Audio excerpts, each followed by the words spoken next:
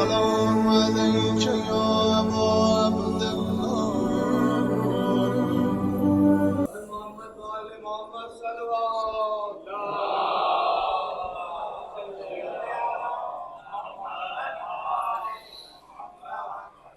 أعوذ بالله من الشيطان اللعين الرجيم. بسم الله الرحمن الرحيم.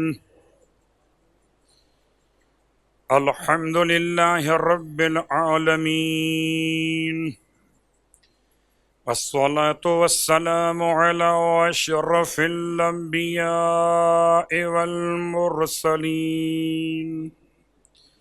سیدنا ابی القاسم محمد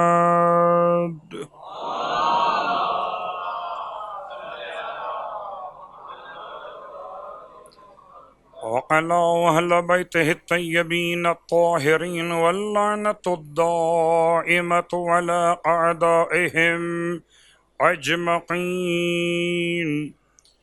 أما بعد فقد قال الله تبارك وتعالى في كلامه الحميد وفرقانه المجيد قوله الحق وهو أصدق القائلين.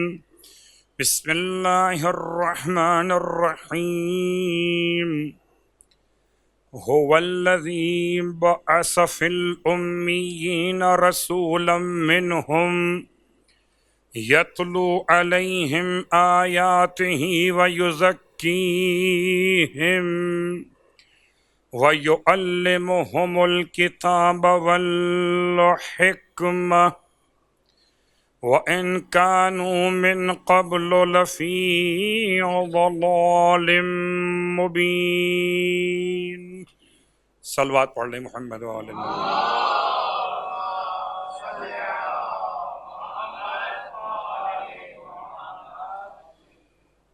تمام تعریفیں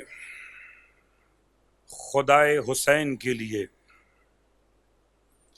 اور تمام ہدیہ درود و سلام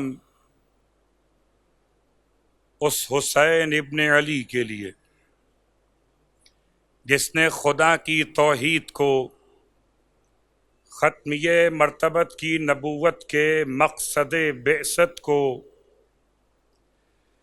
انسانیت کے اعلیٰ اہداف کو بچاتے ہوئے اپنی جان آفرین کے سپرد کر دی. الحمدللہ الذی جعلنا من المتمسکین بالقرآن العظیم واجعلنا من المتمسکین بولایت علی بن ابی طالب علیہ السلام.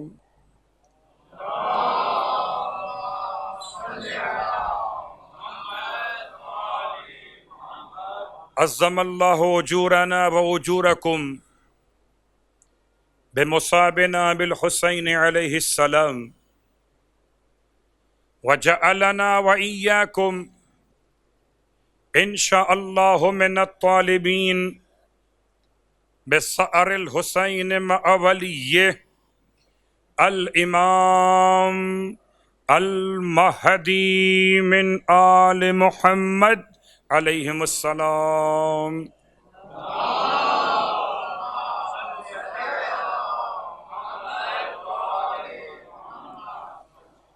اما بعد، مجلس عزائے سرکار سید الشہداء بمناسبت شام غریبان محرم الحرام،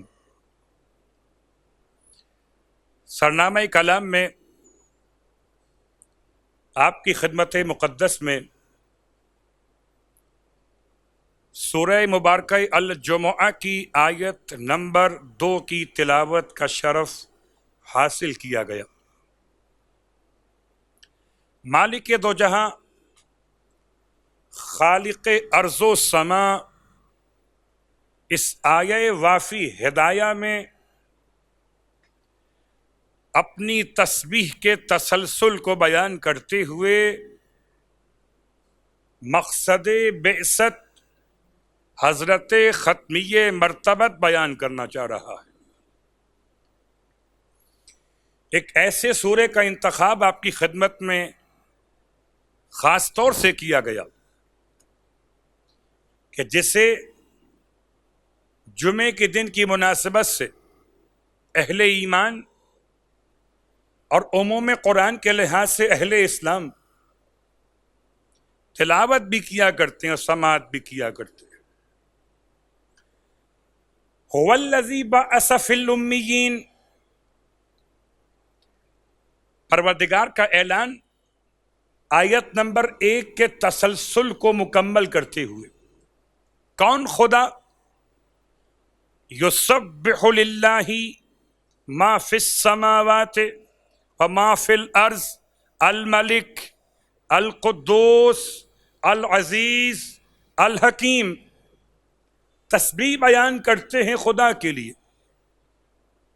وہ تمام کے تمام جو زمین اور آسمانوں میں ہیں، اس خدا کے لیے جو بادشاہ ہے، ایسا بادشاہ ہے جس کی بادشاہی میں ظلم کا کوئی دخل نہیں، القدوس، اس کی بادشاہی پاک اور پاکیزہ ہے، العزیز، اور ایسا قدوس بادشاہ ہے جو صاحب عزت و صاحب غلبہ ہے، الحکیم، اس کا کوئی عمل حکمت سے خالی نہیں۔ خدا نے اپنی شان کو بیان کرتے ہوئے 4 صفات کا انتخاب کیا آیت نمبر 1 میں۔ آیت نمبر 2 میں پروردگار عالم نے اپنی 5ویں صفت کو بیان کیا۔ شان مصطفیٰ یہ ہے کہ خدا اسے اپنا شاہکار قرار دیتا ہے۔ هو الذی بعث فی الامیین، وہی تو اللہ ہے جس نے مبعوث کیا امیین میں رسول کو، یتلو علیہم آیاتہ، یا رسول کیا کرنے کے لیے مبعوث کیا گیا؟ اس کا پہلا کام کہ خدا کی آیتوں کو ان کے سامنے تلاوت کر، وَيُزَكِّيهِمْ، دوسرا کام کہ ان کے نفوس کا تزکیہ کرے، وَيُعَلِّمُهُمُ الْكِتَابَ، تیسرا کام انہیں کتاب کی تعلیم دے، والحکمہ، چوتھا کام کہ انہیں حکمت کی تعلیم دے، وَإِن كَانُوا مِن قَبْلُ لَفِي ضَلَالٍ مُبِينٍ، اگرچہ اس کے آنے سے پہلے وہ تمام کے تمام لوگ کھلی ہوئی گمراہی میں تھے۔ آئیے غور کرتے ہیں کہ اس آیے وافی ہدایہ میں خدا نے امیین کسے کہا ہے؟ اس سے مراد کون لوگ ہیں؟ امی کی تعریف کیا ہے؟ اس کے بعد تلاش کرتے ہیں کہ پیغمبر کے مقصد بعثت میں 4 اہداف آج کے دور سے تقابل کیا رکھتے ہیں۔ تو لفظ امیین کا پہلا مرحلہ، امیین جمع کا صیغہ ہے، اہل علم، اہل ادب، اہل فصاحت و بلاغت مجھ سے بہتر خیال کرتے۔ امیین جمع ہے امی کی، اور امیہ سے یا امی سے یا امت سے 3 الفاظ سے اس کو منسوب کیا گیا۔ امت یعنی کہ عام فرد، امی یعنی کہ نہ جسے پڑھنا آتا ہو نہ لکھنا آتا ہو، امیہ جو منسوب ہو جائے کسی ایسی نسبت سے جس سے علم سے کوئی سروکار نہ ہو۔ میں نے بڑی احتیاط سے کام لیا، سرکار کی شان بیان کر رہا ہوں تو علم کی ضد کا نام بھی ضد میں نہیں لیا، بڑے احترام کے ساتھ کہ صاحب علم نہیں، معلم العلم کا تذکرہ ہے، صاحب اخلاق نہیں، معلم الاخلاق کا تذکرہ ہے، صاحب تزکیہ نہیں، معلم تزکیہ نفوس کا تذکرہ ہے۔ اس اعتبار سے لفظ امی کی وضاحت میں منسوب کیا گیا ماں کی طرف۔ کہتے ہیں کہ پیغمبر ختمی مرتبہ صلی اللہ علیہ وآلہ وسلم نہ لکھتے تھے اور نہ پڑھتے تھے۔ غور کیجئے، لکھنا اور پڑھنا یہ انسان کی علم کی پہچان، صاحبان علم و ادب کا مجمع جہاں تک آواز پہنچے، اس منبر کے ذریعے سے اہل اسلام، اہل ایمان کی خدمت میں، عام انسانوں کی خدمت میں پہلا سوال یہی ہے کہ جس پیغمبر پہ قرآن نازل ہوا، نزول قرآن کی پہلی آیت کون سی ہے؟ ہر مسلمان کہے گا، ہر صاحب علم کہے گا پہلی آیت نہیں، آیات ہیں، 5 آیتیں سورہ مبارکہ علق میں۔ سرکار غار ہرا میں رجب کا مبارک مہینہ 27ویں بابرکت رات میں اللہ کے حبیب پر نزول قرآن کا سلسلہ، ابتداء قرآن کیا ہے؟ اقرأ بسم ربک الذی خلق۔ آپ کہتے ہیں امی کا ترجمہ ہے پڑھ نہیں سکتے تھے، قرآن کا پہلا لفظ ہے پڑھ۔ اب یہ خدا کس محمد کو بھیج رہا ہے کہ جو پڑھنا نہیں جانتے ان سے کہہ رہا ہے کہ پڑھ، اقرأ بسم ربک الذی خلق، پڑھ اپنے اس رب کے نام سے جس نے خلق فرمائے۔ خلق الانسان من علق، انسان کو پیدا کیا جمع ہوئے خون سے۔ اقرأ وربک الاکرم، پڑھ اپنے اس رب اکرم کے نام سے جو صاحب کرم ہے، صاحب احسان ہے۔ الذی علم بالقلم علم الانسان ما لم یعلم، جس نے انسان کو علم دیا قلم کے ذریعے سے۔ اگر میں اللہ کے رسول کی بارگاہ مقدس میں حاضر ہوتا اس زمانے میں تو پیغمبر سے پوچھتا، یا رسول اللہ آپ قلم کی بات کر رہے ہیں، آپ قلم چلا سکتے ہیں؟ آپ کو امی کہا جاتا ہے، آیت کہہ رہی ہے علم بالقلم، تو جو قلم اٹھا سکتا نہ ہو وہ قلم کی بات کیسے کرے گا؟ کوئی عالم نہ ہو تو قلم کی اہمیت کیسے پہچان سکتا؟ 5ویں آیت آخری سلسلہ نزول وحی خدا، پہلا مرحلہ 5 آیتوں کا، علم الانسان ما لم یعلم، اس نے انسان کو وہ سب کچھ سکھا دیا جو انسان نہیں جانتا تھا۔ یا تو یہ بتا دے امت کہ آیت غلط ہے، یا یہ بتا دے کون سا انسان ہے جس سے خدا نے وہ سب کچھ سکھا دیا جو وہ نہیں جانتا تھا۔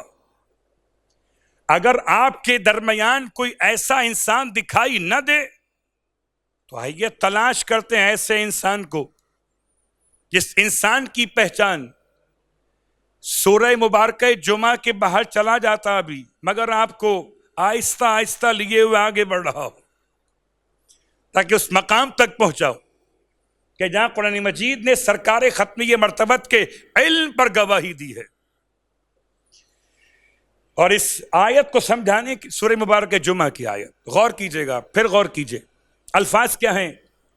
اگر امیین کا مطلب ہے جاہل، هو الذی بعث فی الامیین، تو پہلا جملہ ہے فی ہے، من نہیں ہے، اس نے امیین میں مبعوث کیا، امیین میں سے مبعوث نہیں کیا۔ تو امیین میں مبعوث ہونا اور ہے اور کسی امی کا مبعوث ہونا اور ہے۔ پیغمبر امیین میں مبعوث هو الذی بعث فی الامیین. بڑے ہوشیار لوگ ہیں. کہا مولانا آگے تو بڑھیے. کہاں آگے؟ کہ رسولن منہم. اب یہ منہم کہاں پلٹے گا؟ کہ امیین میں مبعوث کیا، امیین میں سے رسول. ہم نے کہا ٹھیک ہے حضور والا، اگر آپ منہم کے ہم پر بحث کر رہے تو آئیے پھر آیت کو مکمل پڑھ لیجئے. یعلمہم الکتاب والحکمہ. اس سے پہلے یتلو علیہم آیاتہ ویزکیہم. وہ تلاوت کیسے کرے جو پڑھنا ہی نہ جانتا ہو؟ وہ کیسے تزکیہ نفس کرے کہ جو خود تزکیہ نفس کی منزل پر فائز نہ ہو؟ وہ کیسے کتاب اور حکمت کی تعلیم دے جس سے خود کتاب اور حکمت آتی ہی نہ ہو؟ قرآن معلم کہتا ہے، آپ پیغمبر کو متعلم ماننے پہ تیار ہو گئے. پیغمبر نے کسی کے سامنے درس تدریس تلمیذ، آپ نے کہیں پر بھی زانوے تلمس طے نہیں کیا، کسی سے نہیں پڑھا. تو اس لیے آپ نے کہہ دیا کہ امی ہیں. تو چلیے میں آپ کو لیے چلتا ہوں خدمت امام تقی جواد علیہ الصلوۃ والسلام.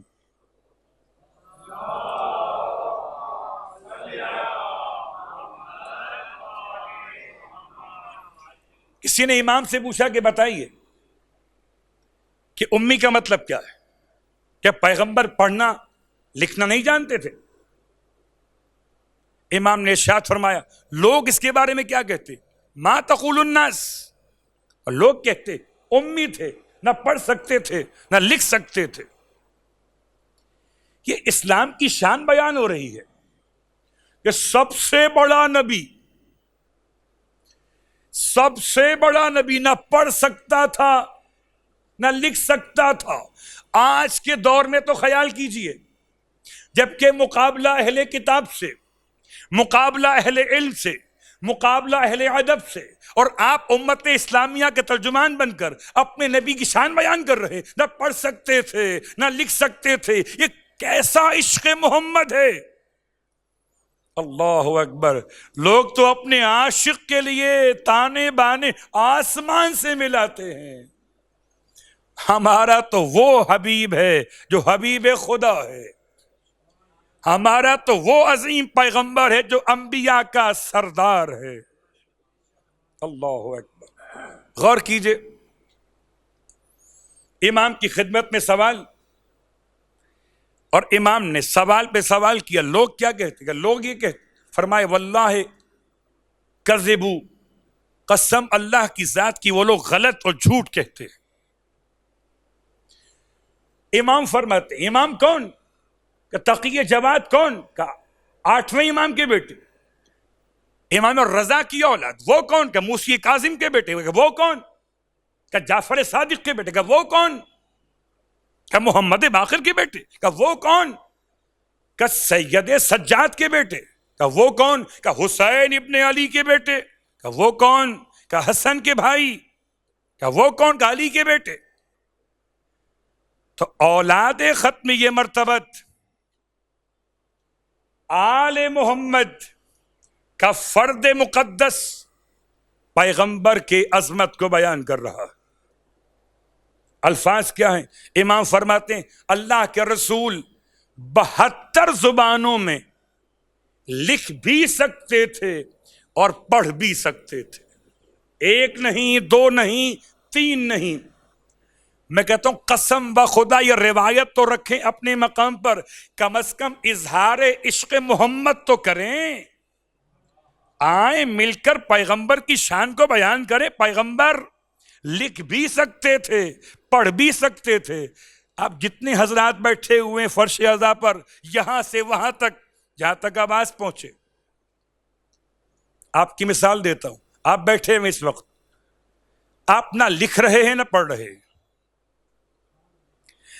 نہ لکھ رہے ہیں نہ پڑھ رہے ہیں، لیکن کیا آپ کے لیے یہ بات کہنا مناسب ہے کہ نہ لکھ سکتے ہیں نہ پڑھ سکتے ہیں؟ اگر کوئی 1 سال تک 2 سال تک نہ لکھے نہ پڑھے تو کیا اس کے لیے کہا جائے گا نہ لکھ سکتا ہے اور نہ پڑھ سکتا ہے؟ جواب آتا ہے جی نہیں، یہ لفظ صلاحیت اور ہے، لفظ عمل اور ہے۔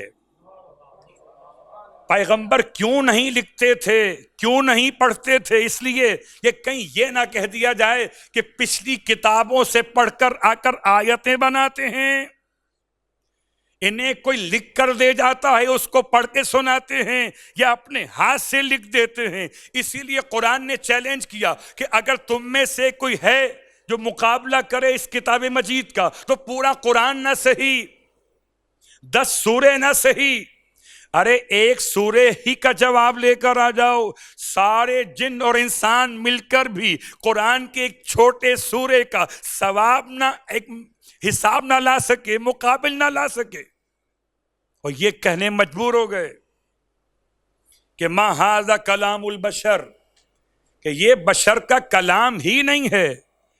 تو جب پیغمبر ہاتھ سے لکھتے تو لوگ کہتے گھر میں رات کو لکھتے ہیں، صبح آ کر آیت سنا دیتے ہیں۔ اس لیے اللہ نے اپنے حبیب کو روک دیا۔ لکھنا بھی جانتے تھے، پڑھنا بھی جانتے تھے۔ دلیل آپ کی خدمت میں لیے چلتا ہوں۔ حدیبیہ کے میدان میں، صلح حدیبیہ کے موقع پر، جبکہ کفار مکہ کا نمائندہ، سرکار ختمیہ مرتبت کا نمائندہ، لشکر کفار ان کا نمائندہ سہیل بن عمرو، نمائندہ ختمیہ مرتبت علی ابن ابی طالب علیہ السلام، صلح حدیبیہ کا کاتب کون؟ علی ابن ابی طالب۔ اور جب صلح حدیبیہ کی شرائط لکھی جا رہی ہیں تو ابتدا میں لکھا مولا کائنات نے ھذا ما صالح، یہ وہ ہے جس پر مصالحت ہو رہی ہے۔ 2 کے درمیان کون؟ سہیل بن عمرو اور محمد رسول اللہ صلی اللہ علیہ وآلہ۔ تو ایک مرتبہ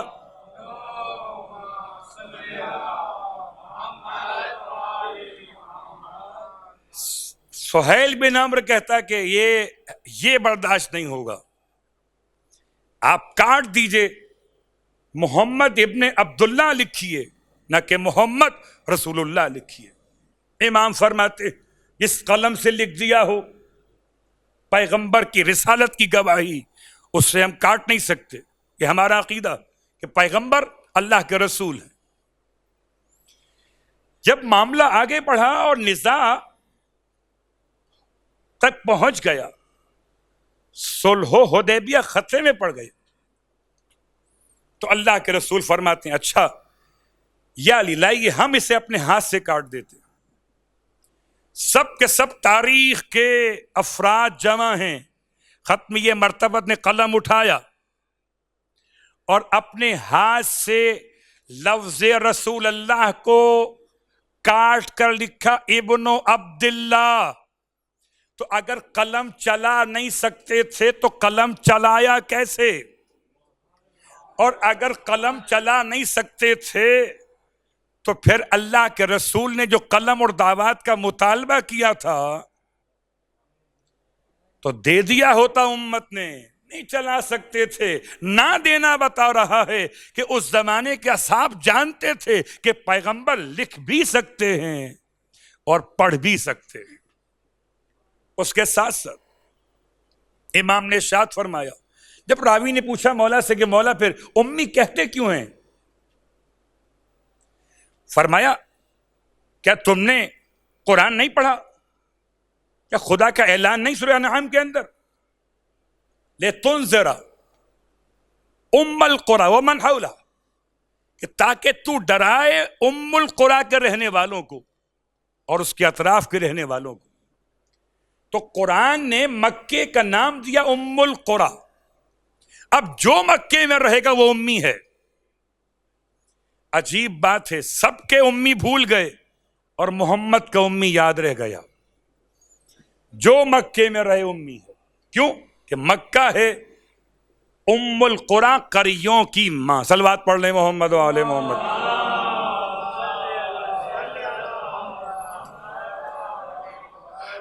آئیے لفظ امی کی ذرا سی وضاحت کے بعد، اللہ کے رسول لکھ بھی سکتے تھے اور پڑھ بھی سکتے تھے۔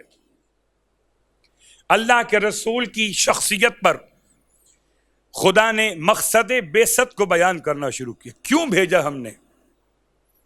کہ 4 مقاصد بعثت نبوت ہیں۔ پہلا مقصد یتلو علیہم آیاتہ، کہ یہ ان کے سامنے آیات خدا کی تلاوت کرتے ہیں۔ تلاوت ایک لفظ ہے قرأ سے قرأت، یعنی کہ قرآن پڑھنا ایک ہے، یتلو سے تلاوت یعنی کہ تلاوت کرنا۔ اردو میں دونوں کے معنی ایک ہیں، عربی میں دونوں کے معنی ایک نہیں ہے۔ کیا مطلب ہے؟ کہ قرأ کے معنی جمع، جب کوئی حروف کو آپس میں ملا کے جمع کرے اسے کہتے ہیں قرأت۔ میں نے پڑھا الف لام میم، الف الگ تھا، لام الگ تھا، میم الگ، تینوں کو ملا دیا، الف لام میم ذالک الکتاب، یہ ہے قرأت۔ پھر تلاوت کیا ہے؟ کہ تلاوت یہ ہے کہ اس طریقے سے پڑھا جائے کہ اتباع دکھائی دے۔ اللہ اکبر۔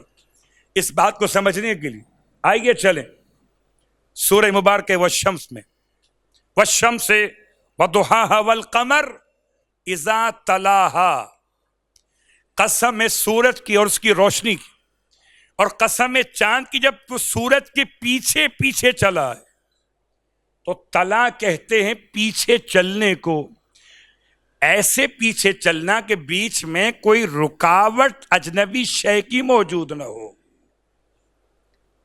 اگر رکاوٹ ہوگی تو تلاوت نہیں ہوگی۔ اللہ کے حبیب نے آیات کی تلاوت زبان سے نہیں کی، بلکہ عمل سے کام کرتے چلے گئے، احکام خدا بنتے چلے گئے۔ آپ کھڑے ہوئے تو قیام ہو گیا، جھکے تو رکوع ہو گیا، اور پیشانی خاک پہ رکھی تو خدا کا سجدہ ہو گیا۔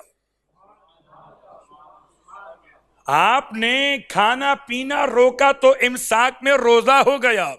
آپ نے زکوٰۃ میں مال دینے کا طریقہ بتایا تو عمل واجب کا انداز آ گیا۔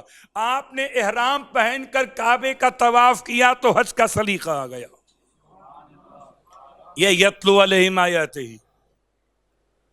آیات کی تلاوت کا مطلب یہاں وہ نہیں جو ہم پڑھ رہے، ہم قرأت کر رہے ہوتے، پیغمبر تلاوت کرتے تھے۔ ایک عجیب بات ہے کہ هو الذی بعث، بعث صیغہ ماضی ہے، یتلو صیغہ مضارع ہے۔ ماضی کا مطلب کیا ہے؟ کہ مبعوث ہو گئے، مبعوث ہو گئے ایک دفعہ۔ یتلو کا مطلب کیا ہے؟ کہ تلاوت کرتے ہیں اور کرتے رہیں گے۔ یہ صیغہ مضارع بتا رہا ہے کہ بعثت تو ایک مرتبہ تھی، مقصد بعثت مسلسل ہے۔ کوئی تو ایسا رہے گا جو تلاوت کرتا رہے گا، یتلو علیہم آیاتہ ویزکیہم، اور تزکیہ نفس کرتے ہیں۔ تزکیہ نفس کے لیے ایک جملہ کافی ہے۔ میں مثال دیا کرتا ہوں، قبلہ اللباس اگر نجس ہو اسے پاک کرنا آسان ہے، نفس اگر نجس ہو جائے اسے پاک کرنا آسان نہیں ہے۔ قد افلح من زکاہا وقد خاب من دساہا، سورہ والشمس۔ جس نے اپنے نفس کو پاکیزہ کیا وہ کامیاب ہو گیا۔ اللہ اکبر۔ اللہ کے رسول نے ایسے نفوس کو پاک کیا ہے کہ کافر کو مسلمان، مسلمان کو مومن، مومن کو نمازی، نمازی کو پرہیزگار، پرہیزگار کو صاحب تقوی، صاحب تقوی کو اللہ کے رسول نے صحابی بنا دیا. اللہ اکبر. ورنہ کہاں کفر کا مزاج تھا. لوگ کہتے ہیں کسی بوڑھے کو مسلمان کرنا آسان نہیں ہوتا. جوان تو مسلمان جلدی ہو جاتے ہیں, بوڑھے نہیں ہو پاتے. پیغمبر نے بوڑھی عورتوں کو بھی مسلمان کر دیا. وہ کچرا پھینکنے والی پیغمبر کی سیرت کو دیکھتے ہوئے تزکیہ نفس کی منزل پر آئی اور ختمیہ مرتبت کا کلمہ پڑھ لیا. یزکیہم. اللہ کے رسول کس لیے آئے تھے؟ نفوس کو پاک کرنے کی. وَيُعَلِّمُهُمُ الْكِتَابَ وَالْحِکْمَةَ. اب ایک منزل عجیب ہے قرآن مجید میں. اس آیت کے ساتھ ساتھ دیگر اور مقامات پر ایسی آیات موجود ہیں کہ جہاں پر خدا نے اپنے حبیب کے بعثت کے مقاصد کو بیان کی. سورہ بقرہ آیت نمبر 129 میں 129 آیت نمبر. الفاظ کیا ہے؟ الفاظ ابراہیم علیہ السلام کی دعا کا. ربنا وابعث فیہم رسولا منہم یتلو علیہم آیاتک. اے خدا مبعوث کر دے ان میں ایک ایسے رسول کو جو ان کے سامنے تیری آیات کی تلاوت کرے. اور کیا کرے؟ وَيُعَلِّمُهُمُ الْكِتَابَ وَالْحِکْمَةَ وَيُزَکِّیہم. سورہ بقرہ کی آیت نمبر 129 واحد آیت ہے جس میں تزکیہ بعد میں اور تعلیم پہلے. سورہ جمعہ تزکیہ پہلے تعلیم بعد میں. یزکیہم وَيُعَلِّمُهُمُ الْكِتَابَ وَالْحِکْمَةَ. تزکیہ پہلے اور تعلیم بعد میں. چلیے سورہ مبارک ہے البقرہ میں آیت نمبر 151 151 میں جب پروردگار نے اپنی نعمت کے طور پہ بیان کیا کما ارسلنا فیکم رسولا منکم یتلو علیکم آیاتنا ویزکیکم ویعلمکم الکتاب والحکمہ. اللہ کا احسان تم پر یہ ہے کہ اس نے تمہارے درمیان ایسا رسول بھیجا کہ جو تم پر اس کی آیات کو نہیں میری آیات کو تلاوت کرتا ہے. وہ تمہارے درمیان کتاب و حکمت کی تعلیم دیتا ہے, نفس کو پاک کرتا ہے. تو تزکیہ نفس پہلے اور تعلیم کا مرحلہ بعد میں. تیسرا مقام سورہ مبارکہ آل عمران آیت نمبر 164 164. لقد من اللہ علی المؤمنین اذ بعث فیہم رسولا منہم. اللہ نے احسان کیا مومنین پر کہ ان میں مبعوث کے ایک رسول کو یتلو علیہم آیاتہ ویزکیہم ویعلمہم الکتاب والحکمہ, کہ جو تلاوت آیات الہی کرتے ہیں, تزکیہ کرتے ہیں, تعلیم دیتے ہیں. یہ 4 مقامات میں 3 مقامات ایسے ہیں کہ جہاں تزکیہ مقدم ہے, تعلیم مؤخر ہے. ایک مقام ایسا ہے جہاں تعلیم مقدم ہے اور تزکیہ مؤخر ہے. وہ سورہ بقرہ کی آیت نمبر 129 ابراہیم علیہ السلام کی دعا. سوال یہ پیدا ہوا کہ اصلاً کیا ہے, تعلیم مقدم ہے کہ تزکیہ؟ بہت آسان کروں اس پوری بحث کا خلاصہ کرتے ہوئے. اگر گھر پڑھے لکھوں کا ہو تو بچے کو تزکیہ پہلے ملتا ہے, تعلیم بعد میں ملتی ہے. اور اگر گھر میں پڑھا لکھا کوئی نہ ہو اور پہلی مرتبہ اس گھر سے بچہ اسکول جائے تو تعلیم پہلے ملتی ہے, تزکیہ بعد میں ملتا ہے. یوں سمجھ لیجئے کہ تزکیہ اخلاقیات کی وہ منزل, تربیت کی وہ کیفیت ہے کہ اگر ماں باپ تربیت یافتہ ہیں تو اسکول جانے سے پہلے اس کی تربیت کر دیتے ہیں. اسکول بعد میں، تربیت پہلے. اور اگر ماں اور باپ تربیت یافتہ نہیں تو پھر اسکول والے جو تعلیم دیتے ہیں اس کی برکت سے عمل کی منزل پر تزکیہ ملتا ہے. میں سمجھتا ہوں وہ زمانہ گزر گیا جب تزکیہ پہلے ہوتا تھا، تعلیم بعد میں ہوتی تھی. آج کا زمانہ یہی ہے کہ پہلے تعلیم ہو پھر تزکیہ ہو جائے، مگر کم از کم ہو تو صحیح، ایسا نہ ہو کہ تعلیم پہ اکتفا کر کے رہ جایا جائے. مقصد بعثت. اللہ اکبر. آخری گفتگو اس حوالے سے کہ 4 امور میں سے ایک کتاب خدا کی ایک آیات الہی کی تلاوت، ایک تزکیہ نفس، ایک کتاب اور حکمت کی تعلیم. پیغمبر کتاب اور حکمت کی تعلیم دینے کے لیے، کتاب کیا ہے، حکمت کیا ہے؟ کہ کتاب احکام شریعت. حکمت کیا؟ کہ حکمت راز شریعت. تو سب کو احکام شریعت تو سمجھ میں آئے، راز شریعت سمجھ میں نہ آئے. اسی لیے اللہ کے رسول نے ارشاد فرمایا انا بیت الحکمت و علی بابها، میں حکمت کا دروازہ ہوں اور میں حکمت کا شہر اور علی اس کا دروازہ ہے. انا بیت الحکمت، میں حکمت کا گھر، وہ علی بابها. صلوات پڑھ لیں محمد و آل محمد.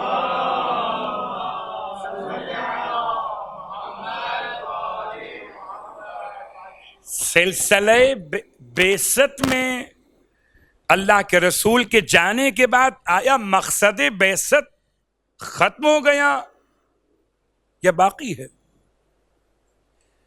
صیغے بتا رہے ہیں مضارع کے، یتلو، یزکی و یعلم، کہ پیغمبر کے جانے کے بعد بھی مقصد بعثت باقی ہے.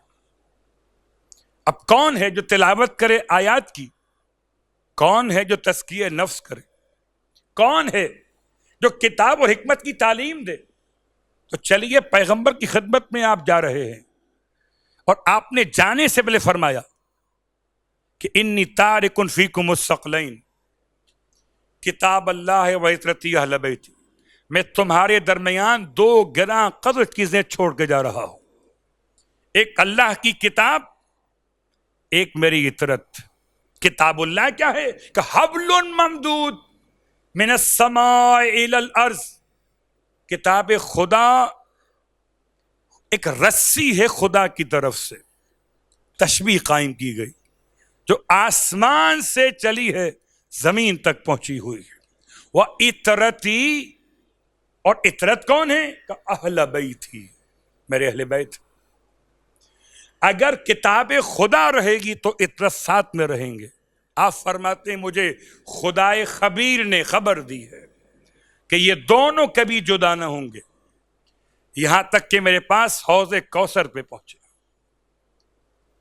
عزیزان گرامی قدر، ایام عزائے سرکار سید الشہداء، مقصد بعثت کو پورا کرنے کے لیے حسین ابن علی نے حسن ابن علی کے بعد، حسن ابن علی مولا کائنات علی ابن ابی طالب علیہ السلام کے بعد، ایک کے بعد ایک مقصد بعثت کو سمجھانے کے لیے افراد اہل بیت زمانے کے لیے خدا نے منسوخ فرما دیے تھے. اور اب جب تک کتاب خدا باقی ہے کوئی نہ کوئی مقصد بعثت کو بتانے والا باقی رہے. اسی اعتبار سے کربلا کا سفر اختیار کرتے ہوئے جب حسین ابن علی نے مدینہ چھوڑنے کا فیصلہ کیا، آپ نے اپنے خروج کو مدینے سے باہر نکلنے، اپنے اس مقصد کو خود بیان کیا. بڑا مشکل وقت تھا زہرا کے لال کے لیے. ربط مصائب سے پہلے ایک جملہ، آپ نکل کیوں رہے تھے؟ اور ہر ایک مجلس حسین میں ہر ایک پیغام حسین یوم حسین میں اس جملے کو دہرایا جانا چاہیے کہ حسین مدینہ چھوڑ کے کیوں گئے تھے. فرماتے انی لم اخرج اشرن ولا بطرن ولا مفسدن ولا ظالما. میں نہیں نکل رہا نہ کسی فساد کے لیے، نہ کسی ظلم کے لیے، نہ کسی شر کے لیے، نہ کسی دکھاوے اور ریاکاری کے لیے، بل انما خرجت لطلب الاصلاح فی امت جدی، بلکہ میں اس لیے نکل رہا ہوں کہ اپنی جد کی امت کی اصلاح کر سکوں.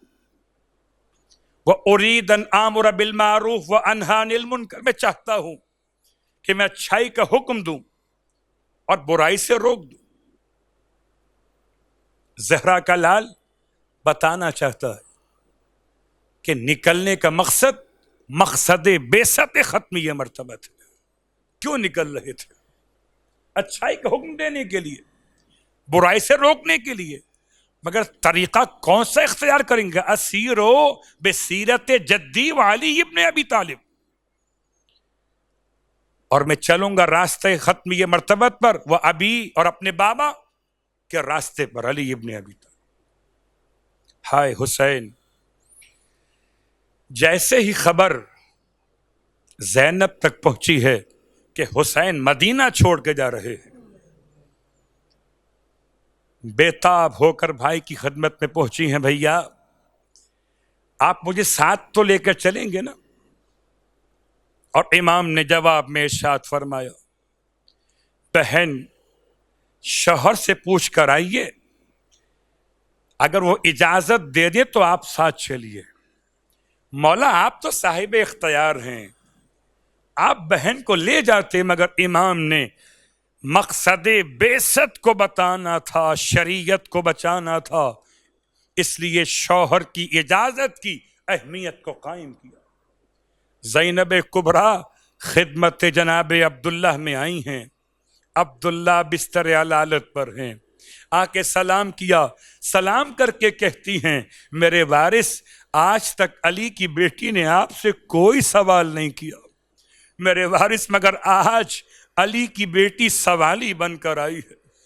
میرے وارث میرے سوال کو رد نہ کیجئے گا ورنہ زینب جیتے جی مر جائے گی.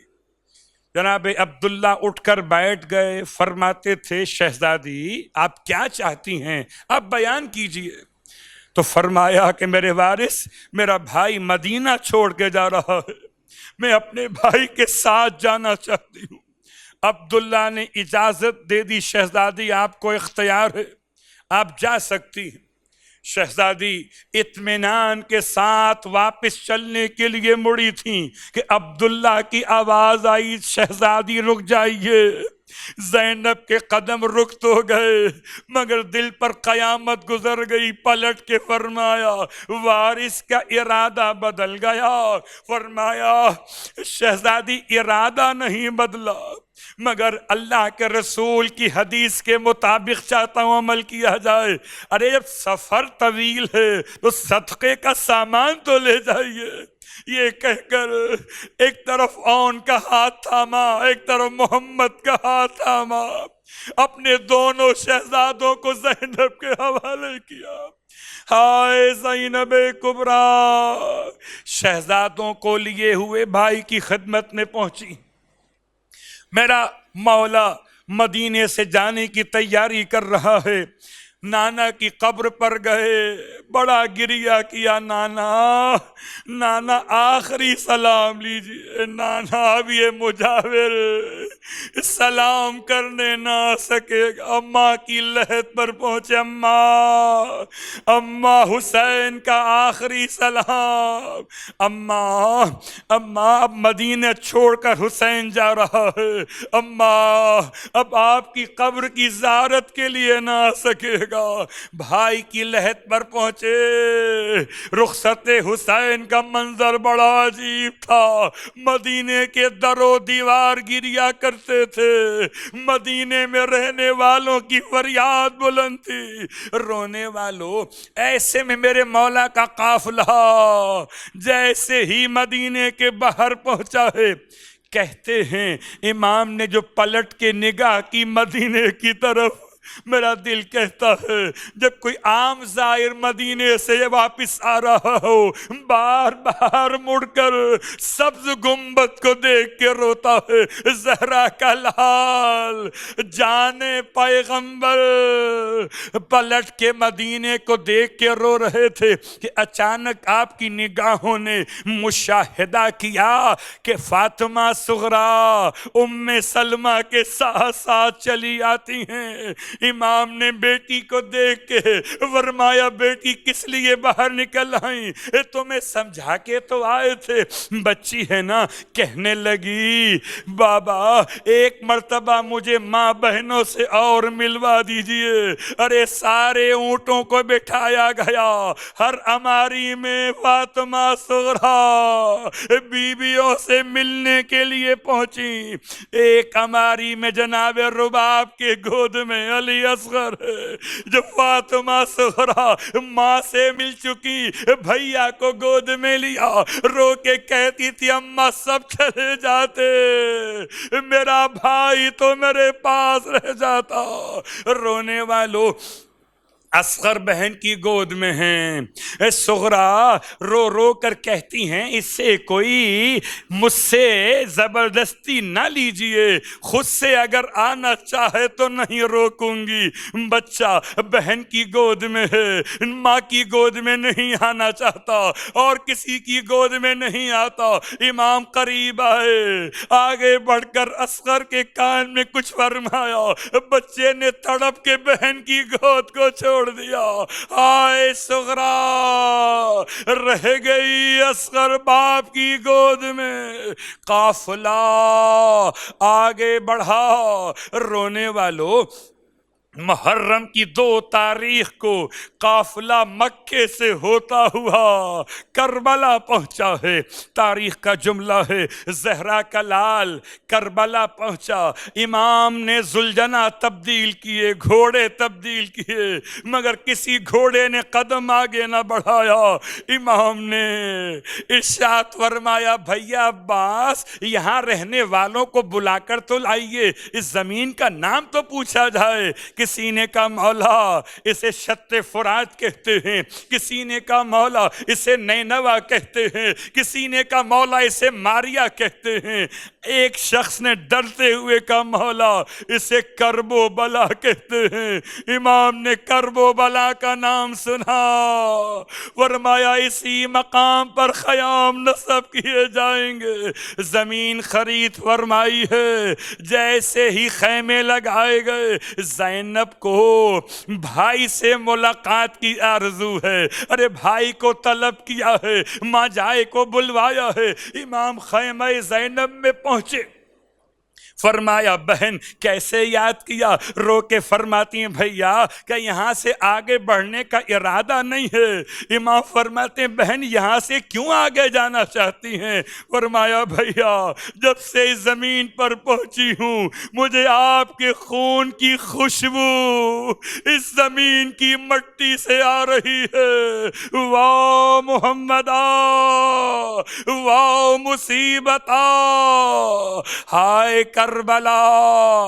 رونے والو، امام کے خیمے نہر کے کنارے نصب ہو گئے، لیکن وہ قیامت کی گھڑی تھی جب لشکر یزید کی طرف سے عمر سعد کے لیے فرات کا کنارہ خالی کرایا جا رہا تھا. ایسے میں پیاسوں کے خیمے منتقل کیے گئے. رونے والوں عجیب وقت تھا. میرا مولا عباس سر جھکائے ہوئے روتا تھا. آقا گرمی کا مہینہ ہے, آقا بچے چھوٹے چھوٹے ہیں, پردہ دار بیویاں ساتھ میں ہیں, فرات کا کنارہ نہ چھوڑیے. امام نے فرمایا بھیا تم کیا پسند کرتے ہو؟ فرمایا مولا مجھے تو ترائی بہت پسند ہے. فرمایا بھیا ہم تم سے وعدہ کر رہے ہیں ہمیشہ ترائی میں رہیے گا. ہائے میرا مولا بس اس طرح سے اپنے خیموں کو اٹھانے پہ آمادہ ہو گیا. بھیا ہم نہیں چاہتے جنگ کا آغاز کیا جائے. اچھا یہ فرات کا کنارہ چاہتے ہیں, ہم کنارہ چھوڑ دیتے ہیں. ہائے زہرا کا لال 7 محرم سے پانی بند ہوا. رونے والوں شدید ترین امتحان تھا. چھوٹے چھوٹے بچے خالی کوزے ہاتھوں میں لیے ہوئے, العطش ہائے پیاس, العطش ہائے پیاس ہمیں مارے ڈالتی ہے, فریاد بلند کر رہے تھے. شب عاشور تک قیامت تھی.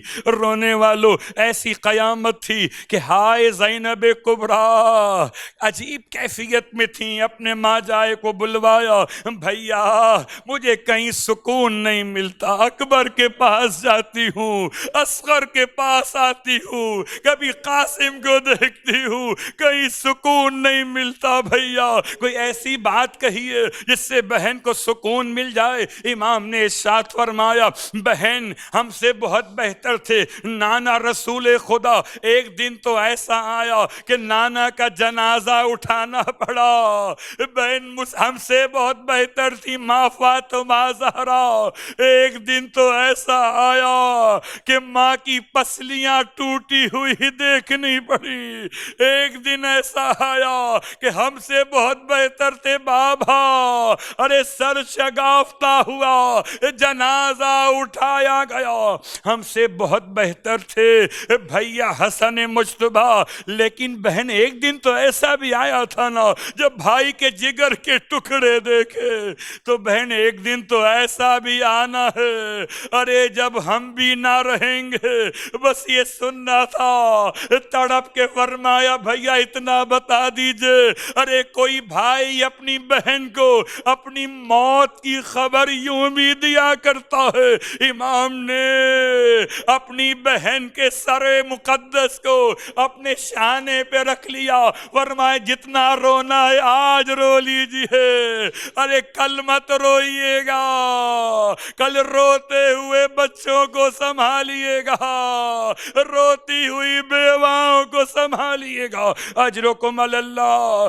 رونے والوں شب عاشور قیامت کی رات تھی, بڑی مشکل رات تھی. بس ایک جملہ قیامت کا اور بیان کروں. ہائے زینب کبریٰ ارے اس طریقے سے دہل جاتی تھیں جب باہر سے رونے کی آواز مسلسل آتی تھی. فرماتی تھی بھیا یہ کون بیوی ہے جو پشتے خیمہ پہ ایسے رو رہی ہے جیسے کوئی بوڑھی ماں جوان بیٹے کی لاش میں. اجرکم اللہ.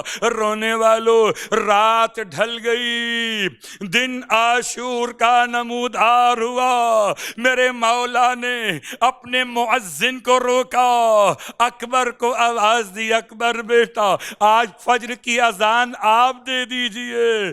اکبر نے اذان فجر بلند کی, بیویوں میں کوہرام مچ گیا. واہ غربتا, آخری اذان علی اکبر ہے, اب اس کے بعد اکبر کی آواز سننے کو نہ ملے گی. اجرکم اللہ. عاشور کے دن کا آغاز اکبر کی اذان سے ہو گیا. ہائے زہرا کا لال صبح سے میدان کربلا میں جاتا رہا, لاشوں کو اٹھا اٹھا کے لاتا رہا.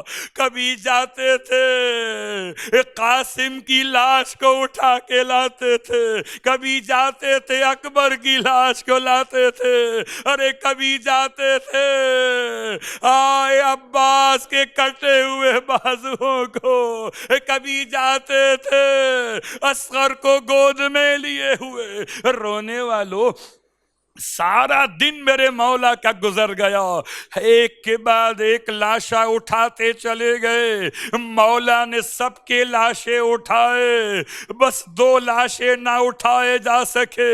ایک اس کا لاشا جس کی وصیت تھی آقا میری لاش کو خیمے میں لے کر نہ جائیے گا، دوسرا خود زہرا کا لال، ارے کوئی نہ تھا۔ رونے والوں، کیا غربت حسین ابن علی ہے۔ رخصت آخر کا وقت جب آ پہنچا، امام خیمے سے برآمد ہونا چاہتے تھے، اس طرح سے برآمد ہوئے جیسے کوئی جنازہ بھرے گھر سے نکل جائے، بیویاں حلقہ بنائے ہوئے، ارے فریاد کنا واہ حسینہ، کوئی واہ محمدہ کہتی تھی، کوئی واہ علی کہتی تھی۔ رونے والوں، ایسے میں میرا مولا سکینہ کو خیمے میں سمجھا کے چلا، آئے خیمے سے باہر میرے مولا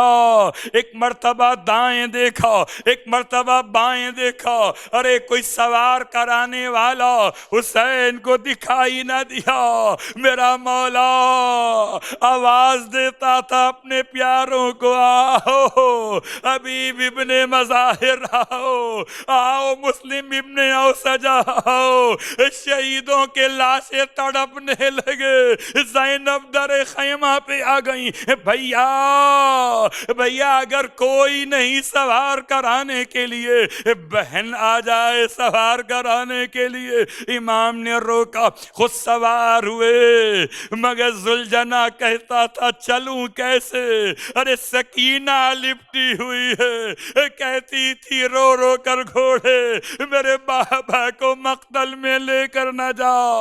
امام ذوالجناح سے اتر گئے، اے شام غریبہ کا ماتم کرنے والو، اے یتیمان حسین کا پرسہ دینے والو، اے خاک پر بیٹھ کر خاک نشینوں کا نوحہ سننے والو، اے اندھیرے میں بیٹھ کر اندھیرے میں گم ہو جانے والے بچوں کا پرسہ دینے والو۔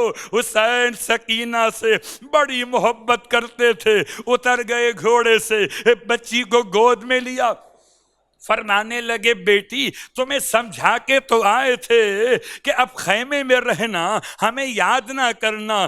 بچی کہتی بابا رات کو تو واپس آئیے گا نا، آپ کے سینے کے بغیر تو مجھے نیند نہیں آتی۔ امام نے کس طرح سے ضبط کیا ہوگا، بیٹی آج سے ماں کے پاس سونا، ہمیں یاد نہ کرنا۔ بچی نے کہا مگر بابا اماں کے پاس تو بھیا علی اصغر سوتا ہے۔ فرمایا بیٹی ضد نہ کرو، آج سے اصغر ہمارے پاس سوئے گا، تم اپنی ماں کے پاس سو جانا۔ امام رخصت ہونا چاہتے تھے، بچی نے عجیب جملہ کہا بابا ایک مرتبہ سینے پہ لٹا لیجئے۔ امام جلتی ہوئی زمین کربلا پہ لیٹ گئے۔ رات کی جاگی ہوئی سکینہ، دن بھر شہیدوں کو رونے والی سکینہ، باپ کا سینہ ملا اور ایک لحظے کے لیے آنکھیں بند ہو گئیں، اچانک سے آنکھ کھلی ہے، باپ کے سینے سے اتر آئی، ننھے ننھے ہاتھوں سے بابا کو اٹھا کے کہتی ہے بابا آپ چلے جائیے۔ امام نے معصومہ کا منہ چوم لیا، فرمایا بیٹی ابھی تو اصرار تھا کہ نہ جائیے، ابھی اپنے ہاتھوں سے بھیجنا چاہتی ہو۔ بچی نے عجیب جملہ کہا تھا، فرماتی تھی بابا میری آنکھ بند ہوئی، میں نے دادی زہرا کو دیکھا، ارے فریاد کر رہی ہیں سکینہ راستہ چھوڑ دے، حسین کی ماں حسین کے انتظار میں، اجرکم اللہ۔ رونے والوں میرا مولا میدان کربلا میں ہائے وقت عصر تھا، میرے مولا کا وہ وقت شہادت بن رہا تھا۔ ہائے زینب کبریٰ بلندی سے بھائی کو تلاش کر رہی تھی کہ اچانک نگاہ نشیب میں چلی گئی، خنجر بلند تھے، حسین سجدے میں تھے۔ رونے والوں بہن تڑپ گئی، آواز دینے لگی، اے پسر سعد تو دیکھ رہا ہے، دیکھ میرا بھائی بے گناہ ذبح ہوا جاتا ہے۔ ہائے کسی نے فریاد نہ سنی، خنجر خونخوار چلا، ارے کہاں چلا، خشک گلا تھا، کند خنجر تھا، ضربتیں لگنے لگی، کبھی واہ محمد کبھی واہ علی، ادھر سر حسین تن سے جدا ہوا، ادھر لوٹ شروع ہو گئی، ارے ایسی لوٹ مچی، کسی نے خیموں کو لوٹا، کسی نے چادروں کو لوٹا، کسی نے سکینہ کی باریوں کو لوٹا۔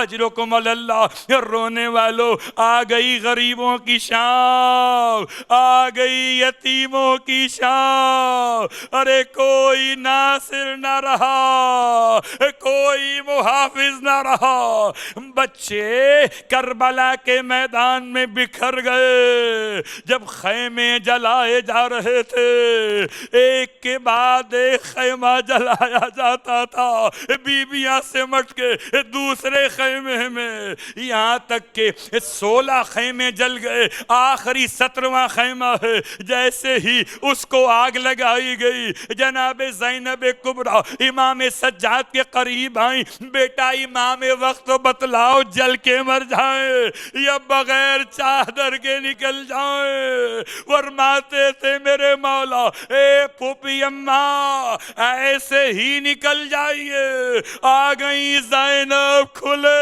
سے، ارے نہ اکبر کو یاد کیا نہ عباس کو یاد کیا، اپنے کھلے سر پر اپنے ہاتھوں کو رکھا، آسمان کو دیکھا، فرمایا واہ حجابا، ارے آج زینب کی چادر نہ رہی۔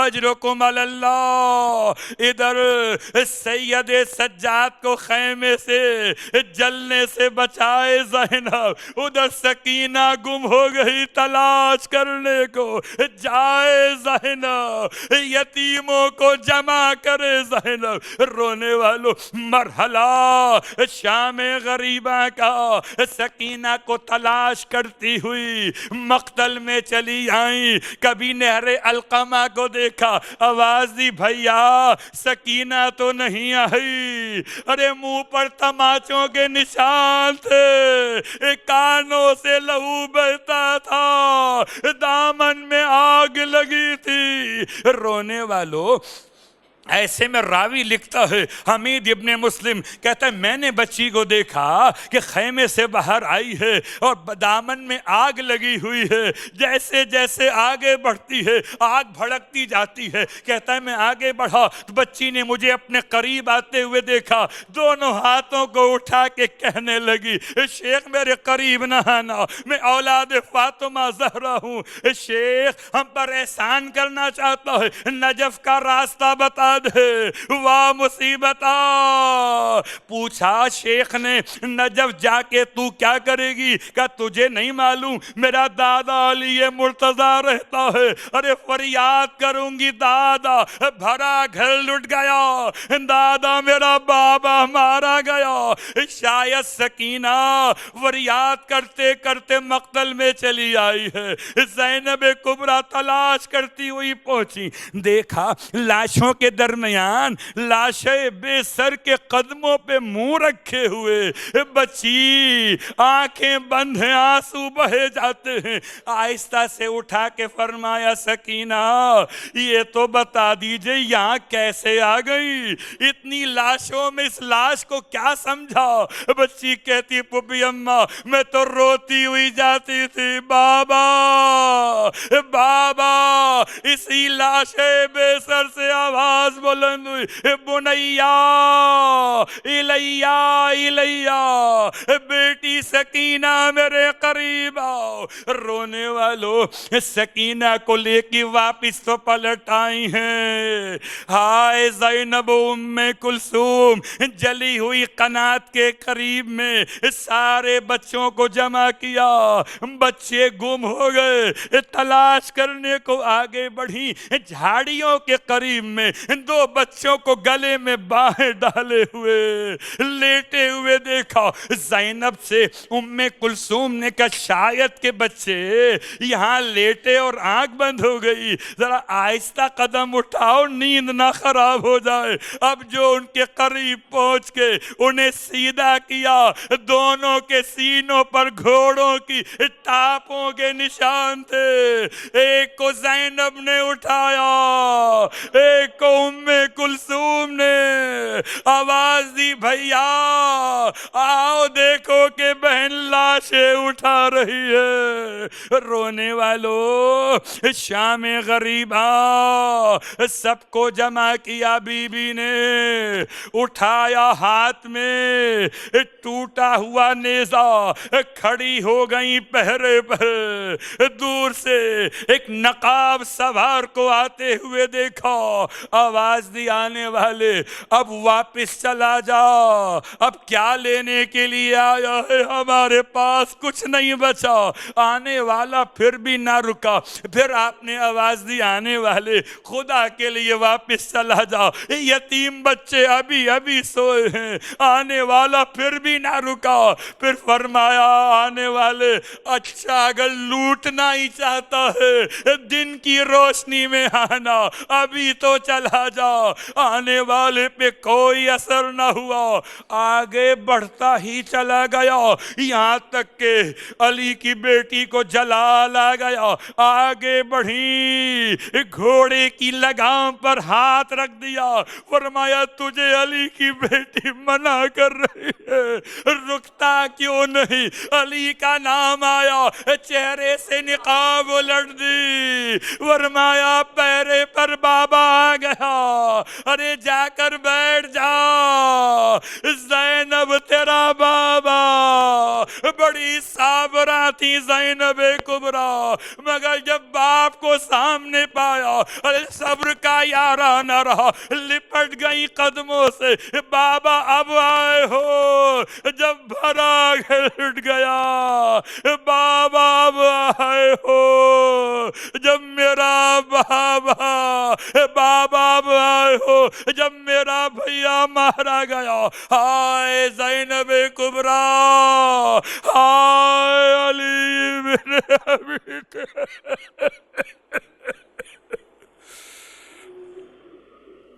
اللہ ولعنۃ اللہ علی القوم الظالمین۔